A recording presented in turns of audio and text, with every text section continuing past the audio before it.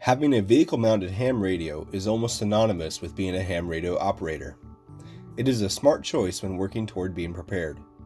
Today, I'm going to install this QYT KT7900D in the Waaagon. I initially thought the radio would fit nicely down in this cubby hole on the driver's side. The cubby is rarely used by me, so it made sense. After some trial fitting, the radio would have worked here, but it did not quite have the access I was looking for.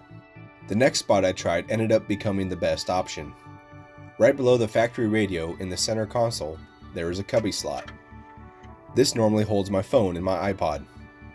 Turns out, it is perfect size for the radio.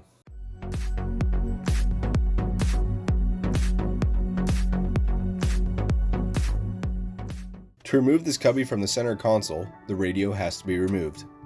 Volkswagens use these radio keys to release the latches holding the radio in place. When both tabs are released, the radio will slide out. Once the radio is free, the cubby slot can be popped out from the console. Now we're over at the workshop table. I'll mount the radio on the right side of the cubby, which will allow for the rear antenna mount to fit nicely between the rear cubby support braces. A spade drill bit does the job nicely. With the test fitting over, it's time to figure out power and programming wire routing. Another hole in the side here will work. Now all I need to do is figure out how to securely mount the radio into the cubby. The original bracket won't work.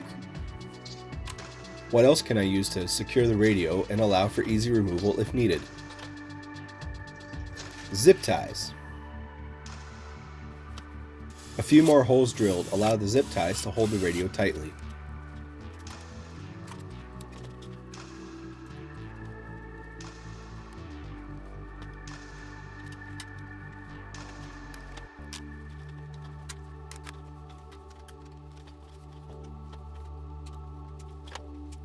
Before reinstalling the cubby and the radio to the Waaagon, I swapped the connector end for an Anderson power pole connector. If the radio is ever removed in the future, it can be easily connected to any other power source with Anderson power poles. This radio programming cable uses a 3.5mm audio jack plug on the back. Since I do not want to leave the programming cable permanently mounted, I used a spare audio cable extension I had lying around.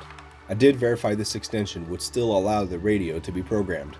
Time to put the completed assembly into the console. The power cable will be routed along the driver's side of the console and the antenna wire along the passenger side. This will help reduce the chance of any interference. The power cable is routed from the console up behind the lower dash panel and over to the fuse panel in the driver door jamb. The ground is on a chassis ground while the power is slotted into an empty fuse slot. I did not have any fuse taps on hand when shooting this video. The cubby and the factory radio pop back into place. Finally, we can check the operation of the radio. Power up is good. Repeater is contacted. The WA0COL repeater. Now that there is a dedicated ham radio installed, I can install a permanent antenna. There will be a video on that install when it happens.